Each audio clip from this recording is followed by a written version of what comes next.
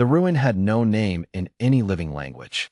It sat on the third moon of Varith Prime like a bad tooth in an old jaw, dark, enormous, and wrong in a way that made the instruments on the Callaway tick nervously when they got within 2 kilometers of it.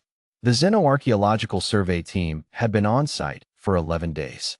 They had mapped 4 outer chambers, cataloged over 2,000 inscriptions, and argued endlessly about whether the civilization that built this place had died out or simply left. Nobody had touched the statue at the center of the inner sanctum. Nobody except Owen. Owen was, by the team's general consensus, the reason field expeditions needed liability waivers. He was not a bad scientist. He was, in fact, a genuinely gifted xenolinguist who had cracked the grammatical structure of the Varith inscription system in 4 days, a task their senior archaeologist had estimated would take 4 weeks. He had an instinct for dead languages that bordered on unsettling, the ability to look at symbols that hadn't been spoken aloud in a millennium and hear them, somehow, as something close to music. The problem was that Owen treated everything else with the same loose, improvisational energy he brought to linguistic puzzles. Rules were suggestions. Caution was a personality type he respected in others. And boredom, for Owen, was physically painful. 11 days of careful, methodical survey work had nearly killed him. So on the morning of day 12, when the rest of the team was occupied with the eastern inscription wall and Owen had been left, against better judgment, to finish cataloging the inner sanctum alone, he stood in front of the statue and made a decision. The statue was extraordinary. It stood 4 meters tall, carved from a stone that wasn't quite black and wasn't quite purple, a deep mineral color that seemed to shift depending on where the light hit it. The figure was roughly humanoid. 2 arms, 2 legs, upright posture, but the proportions were slightly wrong in ways that crawled under the skin. The neck too long, the fingers too many, the face smooth except for 2 closed eyes that were carved with such precision they looked less like sculpture and more like sleep. 1,000 years old, minimum, possibly much older. The dating equipment had gotten confused, and the team's geologist had used a word Owen didn't know, which he assumed meant very. Around its base ran an inscription that Owen had translated that morning, quietly, to himself, without telling anyone else. It read, the first voice. Do not wake what remembers everything. Owen had read this, nodded thoughtfully, and then spent 4 hours trying to focus on his cataloging work before the boredom won. He stood in front of the statue now, hands in his jacket pockets, head tilted back to look at the smooth, sleeping face. Okay, he said aloud, to no one. Here's the thing. He was aware, on a rational level, that what he was about to do was profoundly stupid. He was also aware that the inscription probably referred to some cultural or spiritual prohibition rather than a literal warning, that the statue was a carved rock that had been sitting here for 1,000 years and was not going to do anything, and that the worst possible outcome was that he'd feel foolish. He thought about calling Zara. She was the team's exobiologist, and also the person most likely to talk him out of things, which was usually why he didn't call her. He thought about it for 2 more seconds. Then he stepped forward, put both hands on the statue's cold stone shoulders, stood on his toes, and kissed it on the cheek. On behalf of humanity, he said, settling back on his heels, officially making contact. The silence of the inner sanctum pressed in around him. Owen waited. Nothing happened. He exhaled, feeling equal parts relieved and disappointed, and turned to pick up his cataloging tablet. The statue opened its eyes. Owen did not scream. He made a sound, a short, sharp sound that was not technically a word, and stepped back hard enough to hit the wall behind him. The tablet fell. He didn't notice. The eyes of the statue were not stone. They were dark, depthless, and they moved. They tracked, they focused, settling on Owen with an attention that felt like weight. Like being pressed between 2 fingers. The statue's mouth opened.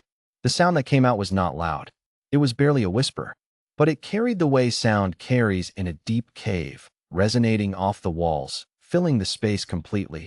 And it spoke in a language Owen's brain processed before he consciously realized he understood it. The same inscription language, the same grammatical structures he'd spent 11 days absorbing, now spoken aloud in a voice like stone grinding against stone. You doomed your species, it said. Owen stared. The statue stared back. The silence stretched. Sorry, Owen said, because his brain had defaulted to manners. I'm sorry, what? The statue's head moved. It turned, slowly, with a sound like tectonic plates shifting in their sleep, and its gaze swept the sanctum before returning to him. When it spoke again, it was slower, more deliberate, as though adjusting for something. The awakening kiss, it said. It was never meant to be given. The awakening kiss activates the covenant of first contact. The covenant binds the species of the kisser to the service of the warden until the warden deems the debt fulfilled. A pause. I am the warden. You kissed me. Your species is now bound. Owen opened his mouth, closed it, opened it again. I want to be very clear, he said, that I did not know any of that. Ignorance does not void the covenant. Obviously Yes, I understand that in principle. How long does this service usually last? The previous bound species served for 600 years before I released them. Owen closed his eyes briefly. Then he opened them, picked up his fallen tablet, and said, I need to make a call. Zara arrived in the inner sanctum 4 minutes later, took one look at the moving statue with its open stone eyes, and said, Owen, I know. What did you do? I made a diplomatic error. Owen, Zara, I need you to focus, because apparently we're bound to this thing for 600 years, and I need to figure out if there's an exit clause. Zara stood very still for a moment, the way she did when she was deciding whether to deal with the situation or simply walk back out. Then she pulled out her own tablet, set it to record, and stepped forward to look at the warden directly. I'm Dr. Zura Mehta, she said, in careful, precise Verith inscription tone she had been learning from Owen's notes. Exobiologist. I represent the same species as this idiot. Can you explain the terms of the covenant in full? The warden looked at her for a long moment. You speak the old form, it said. Imperfectly. Please be patient. Something shifted in the warden's expression, something subtle, in the lines around those impossible eyes. The covenant of first contact was established by my makers to ensure that any species advanced enough to reach this place would be evaluated before being permitted to move freely through the deeper territories. The bound species serves as, it paused, searching, students. Observers. They are tested. They learn. When they have demonstrated sufficient wisdom and restraint, the warden releases the covenant and grants passage. Owen and Zara looked at each other. So it's not servitude, Owen said slowly. It's more like an entrance exam. A very long entrance exam, the warden said. 600 years is the average. That was the Drethery. They were slow to accept that they did not already know everything. The warden's gaze moved to Owen with something that might, in a being made of stone and ancient darkness, have been dry amusement. You kissed me on the cheek as a joke. In my defense, no species has ever activated the covenant as a joke before. Okay, but I find this, the warden said, and paused for so long Owen thought it had stopped speaking, interesting. 3 hours later, Owen and Zara sat outside the sanctum on the moon's gray dust, looking at the stars, while inside the warden waited with the patience of something that had been asleep for 1,000 years and found the concept of urgency mildly beneath it. How bad is this? Owen asked. Zara was quiet for a moment. The Drethery, I cross-referenced the name while you were talking. They're the architects. The species that built the transit network we've been trying to decode for 60 years. She paused. After the warden released them, they became the dominant civilization in this sector. Owen stared at the stars.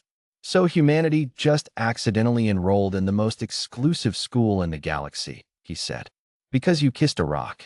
Because I kissed a rock. Zara was quiet for a long moment. Then, you know what the really terrifying part is? What? We might actually pass. She looked at him sideways. You decoded a dead language in 4 days. In 3 hours of conversation, you already have the warden using colloquialisms. You made a 1,000-year-old stone god say the word interesting. She shook her head. We're chaotic and reckless, and we do things on impulse that no rational species would do. And somehow that keeps working. Owen looked back at the sanctum entrance. From deep inside, barely audible, he could hear the warden moving. Ancient stone shifting, turning, waiting, for the first time in 10 centuries, with something to actually wait for. 600 years, he said. Minimum, Zara agreed. Owen smiled. Better get started.